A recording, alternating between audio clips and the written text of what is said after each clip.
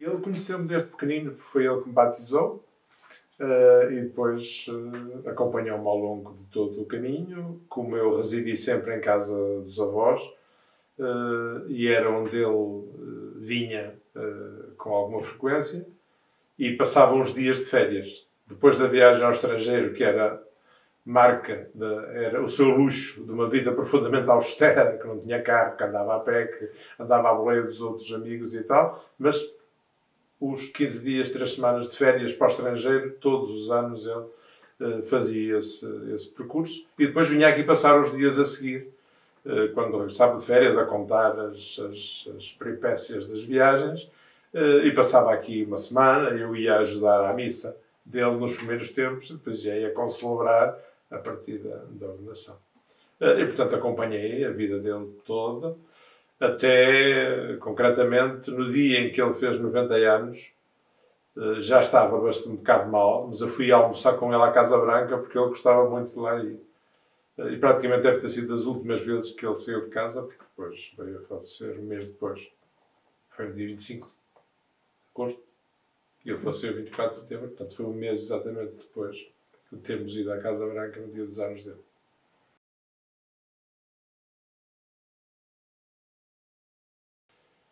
Era uma pessoa muito reservada,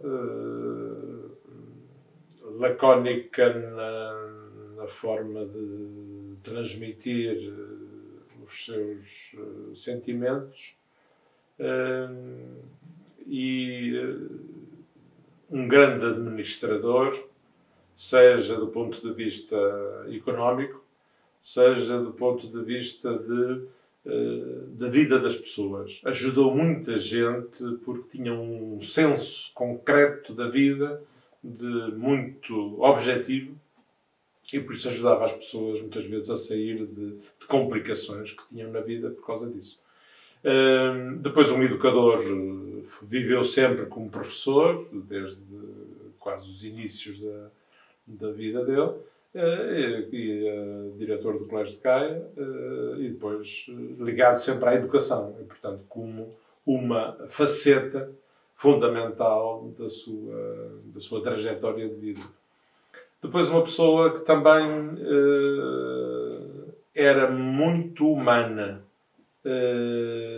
até se comovia, e eu notei isso, por exemplo, em alguns momentos, porque quando morreu aqui o Sr. José dos Bigodes, que era aqui o vizinho da frente, que era o caseiro, e que estava ligado, ele não quis presidir ao funeral. Diz: preside tu. E estava comovido. Notava-se na voz embargada dele por um caseiro de quem era amigo. Portanto, que havia uma relação. Portanto, era um senhor muito simples, com quem eu depois de jantar ia conversar também, porque era um homem simplicíssimo. E que adoeceu no dia de São Miguel, morreu no dia de São Miguel, melhor, porque era o dia em que os caseiros entregam a casa aos patrões, mudam, é no dia de São Miguel. Outras coisas foi quando morreu outro meu tio, o professor Leão, que chegou a ser vice-presidente da Câmara da Feira, portanto, um homem muito presidente da Federação de Futebol da Aveiro, portanto, um homem dos bombeiros aqui na Feira, um homem muito conceituado, um cidadão. Eu, aliás, comecei a homilia porque depois o tio também disse presidente. E era o funeral do irmão, mas ele via-se aí como a comoção não o deixava ser capaz de estar a enfrentar as pessoas, não é? E lhes dirigir a palavra. E, portanto, via-se que se comovia, era um homem que tinha um coração muito bom. E, aliás, muita gente beneficiou disso. Mas, apesar de tudo, parecia um homem rígido. Parecia muito austero, muito direito sempre, mas sempre com uma saúde enorme até aos últimos tempos. Aliás, todos nós nos lembramos, quando a gente ia visitar o mato, ver o mato, como é que estava, a gente ficava com os bofos atrás dele e ele zar para fora, até que se cansava, mas ele não se cansava. Portanto, era um homem, assim, um homem resistente, com capacidade de trabalho enorme, e um administrador eficaz. Familiarmente, tinha, como já se viu, portanto, havia uma relação afetiva escondida, mas muito, muito forte com todos. Não é? E ia procurando sempre saber. Aliás, o tio Carlos ia ao Porto aos sábados e ele ia sempre, todos os sábados, tomar café com ele ao Astorga. Sempre aos sábados ia lá conversar com ele, passava ali 1 hora, 2 horas a conversar com o irmão, Carlos, que é meu padrinho, quem eu devo o nome, que ia ao sábado ao Porto e ele ia conversar com ele todos os sábados. Eu, quando queria encontrá-los ou mandar recados, já sabia onde os podia encontrar. Portanto, havia uma relação estável com a família e de amizade, e ajudou sempre muito os irmãos, o irmão que estava em Angola, o Joaquim, o mais velho, até ao ponto de ir a Luanda visitá-lo e convencê-lo depois, e você ajudou na viagem, qualquer coisa, que ele viesse ver a mãe enquanto ela estava viva.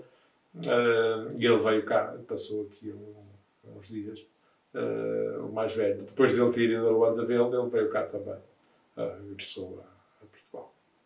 Portanto, ele sabia tecer muito discretamente as boas relações e sofria de modo interior, sem transmitir aquilo que se passava.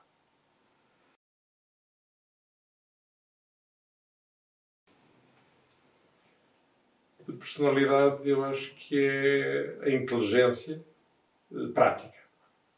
É um homem com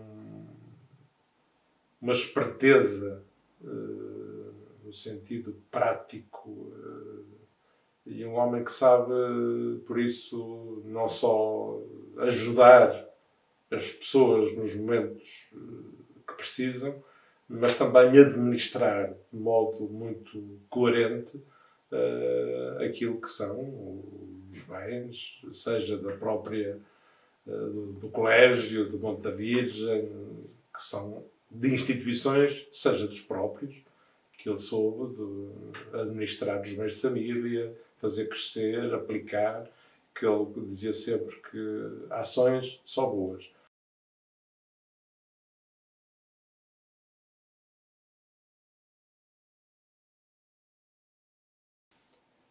Sei, por exemplo, uma coisa que só vinha a saber depois de ele ter morrido. Eu falava da Casa Daniel e da experiência da Casa Daniel, na perspectiva que ele pudesse dar alguma ajuda para a construção da Casa Daniel. Ele fazia uma pergunta ou outra, mas nunca colaborou em nada. Mas pediu ao meu irmão Álvaro que fosse com ele lá mostrar-lhe a casa. Sem eu saber, e foi lá ver.